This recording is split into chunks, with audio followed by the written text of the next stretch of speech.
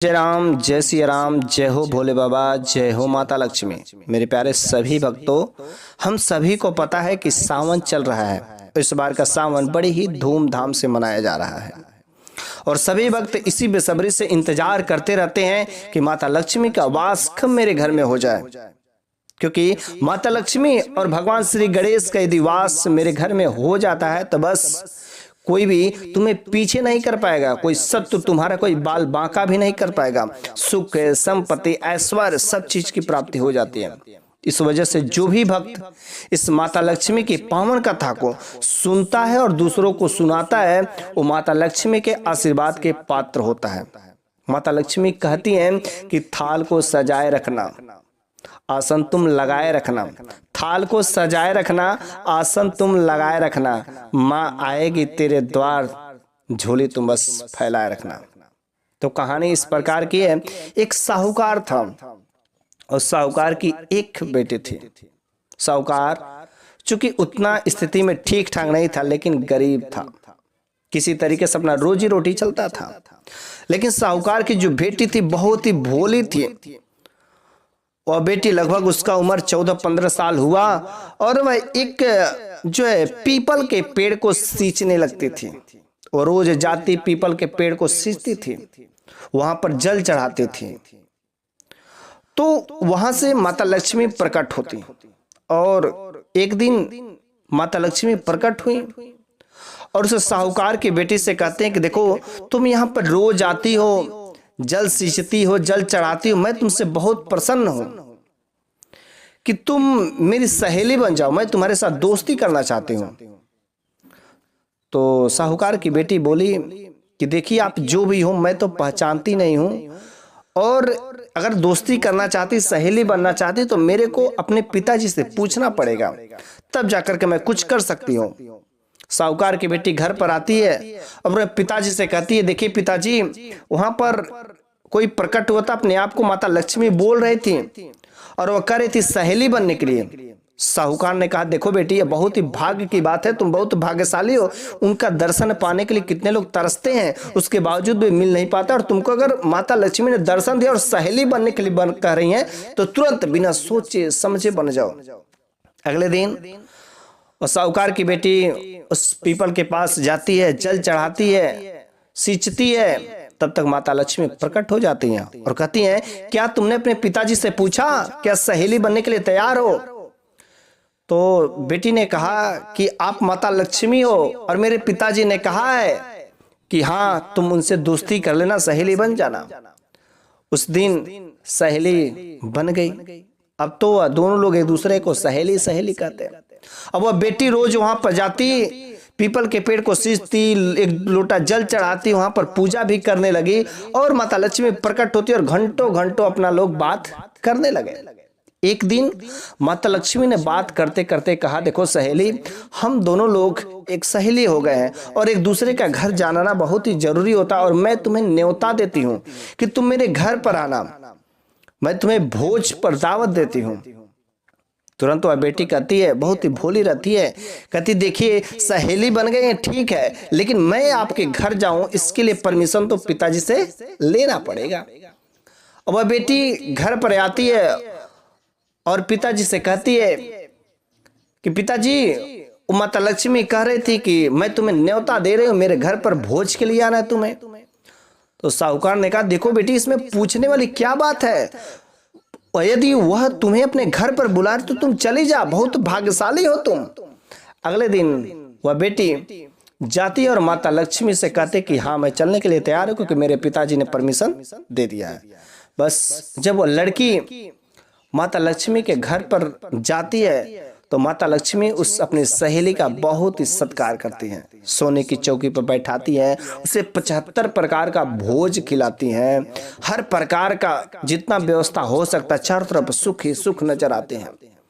इतना कुछ सब कुछ सेवा सत्कार करने के बाद माता लक्ष्मी ने अपनी सहेली को कहा कि ठीक है, अब जा सकती हो। अगले दिन फिर से वह लड़की पीपल के पास आती है सींचने।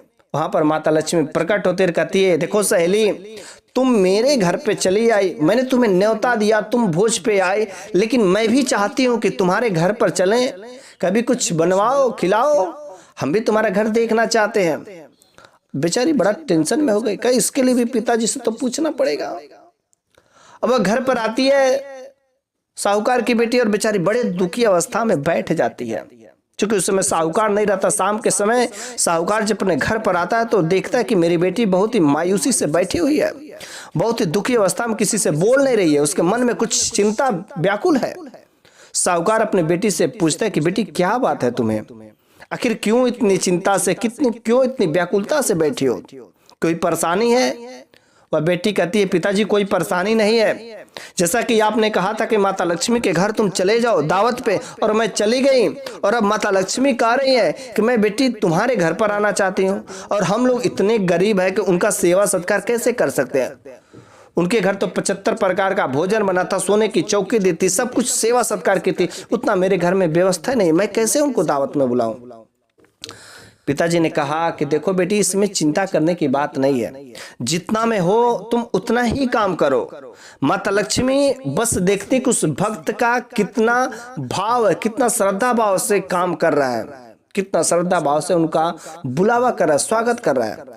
जो कुछ भी हो तुम बस इस घर को अच्छे से साफ सुथरा सब कुछ कर दो, उसके बाद से तुम उनको बुला लाना। काठे की लकड़ी का चौकी एक छोटा सा साफ सुथरा तैयार करके रख दो, और जितना है उतने में ही हम लोग अच्छा सा भोजन बना के, पकवान बना के खिलाएंगे। नहीं 36 प्रकार का खिला सकते तो जो दाल भात है वही हम लोग देंगे, लेकिन सच्चे दिल से देंगे तो शायद माता लक्ष्मी को स्वीकार हो जाएगा।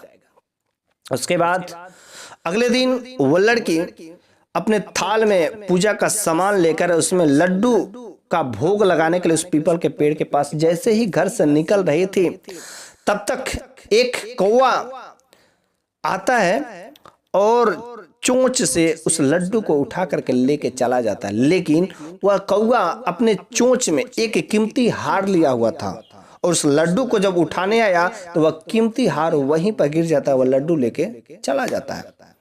अभी तो दरवाजे से निकल ही रही थी घर से बाहर, तब तक उसके पिताजी ने भी यह देख लिया कि देखो कीमती हार, और तुरंत वह बेटी उठाती कहती पिताजी देखिए ये हार कौवा ने गिरा दिया। तो उसके पिताजी ने कहा देखो बेटी, ये कौवा ने नहीं गिराया है, माता लक्ष्मी की ऐसी कृपा हुई है कि तुम्हारे मन में ऐसा खोट था कि मेरे पास कुछ नहीं है, इस वजह से इस हार को बेच करके अब हम लोग सब कुछ व्यवस्था उनके लिए कर सकते हैं। अब वह पिता उस हार को लेके जाता है मार्केट में और बेचता है, छोटा सा सोने की चौकी बनवाता है, हर प्रकार का बर्तन लाता है, 36 प्रकार का घर में भोजन पकवान बनवाता है।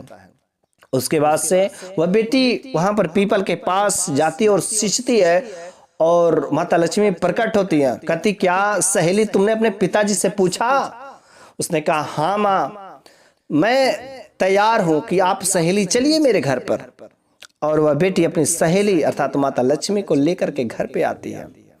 माता लक्ष्मी बैठती रहे जमीन पर, लेकिन बेटी कहती कि नहीं नहीं, आपका जगह वहां पर नहीं है, उस सोने की चौकी जो है आप उस पर बैठिए।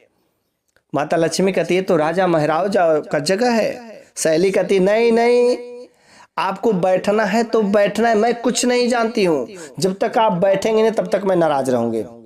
अब बेचारी माता लक्ष्मी अपनी सहेली को नाराज ना हो पाए, इसके वजह से माता लक्ष्मी उस चौकी पर बैठ जाती हैं। उसके बाद जितने प्रकार का घर में भोजन पकवान बनाया था सब सामने लाकर छोटे छोटे कटोरी में सजा करके रख देती है, और माता लक्ष्मी सब में से थोड़े थोड़े रसपान करती हैं और प्रसन्न हो जाती हैं। उसके बाद उस बेटी से माता लक्ष्मी कहती देखो सहेली, मैं बहुत दिन इधर उधर भटकती रही, लेकिन तुम्हारा श्रद्धा भाव देख करके मैं अब तुम्हारे घर से जाना नहीं चाहती हूँ, मेरे को तुम्हारे घर में अब रहने का, वास करने का मन कर रहा है। बस साहूकार ने कहा देखिए माता, मैं तो बड़ा भाग्यशाली हूँ कि मेरे को इतना अच्छा बेटी मिली, जिस बेटी के वजह से आज आपके चरण मेरे घरों में पड़े और आप मेरे घर में वास करना चाहते हो, इससे अच्छा क्या हो सकता है। बस उसके बाद माता लक्ष्मी उस घर में वास कर जाती हैं और वह साहूकार बहुत बड़ा आदमी बन जाता है। अब तो वह जैसा जैसा माता लक्ष्मी संकेत करती वह साहूकार सब कुछ काम करता, लोगों को दान देता, किसी भिखारी को घर से वापस नहीं लौटने देता, जीवों पर दया करता, प्राणियों को भोजन देता। हर प्रकार का उसका नाम चारों तरफ फैल गया। जैसे कि माता लक्ष्मी बस घर में विराजमान होते ही ये सब शुभ कार्य होने लगे। ये जो पावन कथा है, जो भी भक्त इस कथा को अपने सुनता है और दूसरों को सुनाता है, वह माता लक्ष्मी के आशीर्वाद का पात्र होता है और माता लक्ष्मी की कृपा उसके ऊपर बनी रहती है। इस वजह से सावन महीने में यदि माता लक्ष्मी का आशीर्वाद पाना चाहते हैं तो इस माता लक्ष्मी की कथा को सुनिएगा और दूसरों को शेयर करके जरूर सुनाइएगा, जिससे आपका भी जीवन धन्य धान्य जरूर हो जाएगा।